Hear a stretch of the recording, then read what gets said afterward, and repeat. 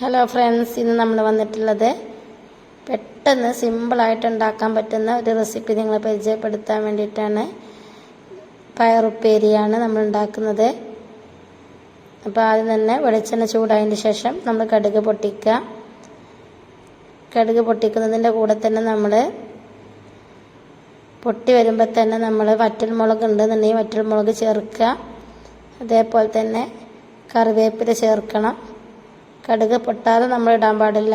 കടുക് പൊട്ടിയതിൻ്റെ ശേഷം നമ്മൾ വറ്റൽമുളകും കറിവേപ്പിലയും അതേപോലെ തന്നെ നമ്മൾ ചെറിയ ഉള്ളിയും ഒക്കെ ഇട്ടിട്ട് ഒന്ന് ജസ്റ്റ് തൂമിച്ചെടുക്കുക. ഇതേപോലെ ഇത് മൂന്നും ഇട്ട് കൊടുക്കുക.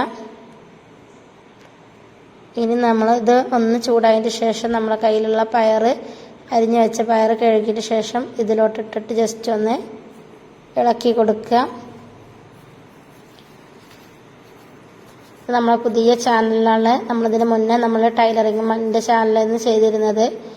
ഇപ്പോൾ നമ്മൾ ഫുഡിൻ്റെ ചാനലാണ്.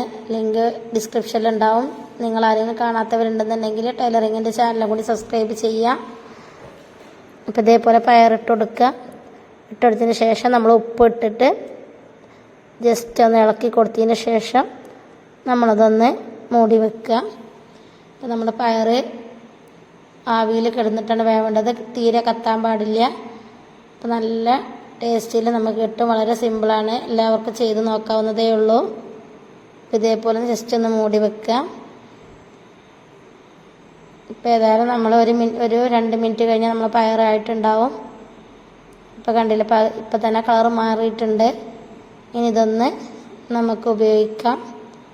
ജസ്റ്റ് ഇതേപോലെ ഒന്നും കൂടി അടച്ച് വെക്കുക. ഇളക്കിയതിന് ശേഷം ഇനി നമ്മൾ ഒന്നും കൂടി തുറന്ന് നോക്കിയാൽ നമ്മൾ പയർ റെഡി ആയിട്ടുണ്ടാവും. ഹാഫ് വേവാണ് പയറിന് ഏറ്റവും നല്ലത്. പിന്നെ ടേസ്റ്റ് നഷ്ടപ്പെടും. അതുകൊണ്ട് അതൊന്ന് നമുക്ക് പ്ലേറ്റിലോട്ട് മാറ്റിയെടുക്കുക. ചട്ടിയിൽ തന്നെ വെക്കാൻ പറ്റില്ല. ഇരുമ്പിൻ്റെ ചട്ടി ആയതുകൊണ്ട് കളർ മാറിപ്പോവും. Thank you for watching.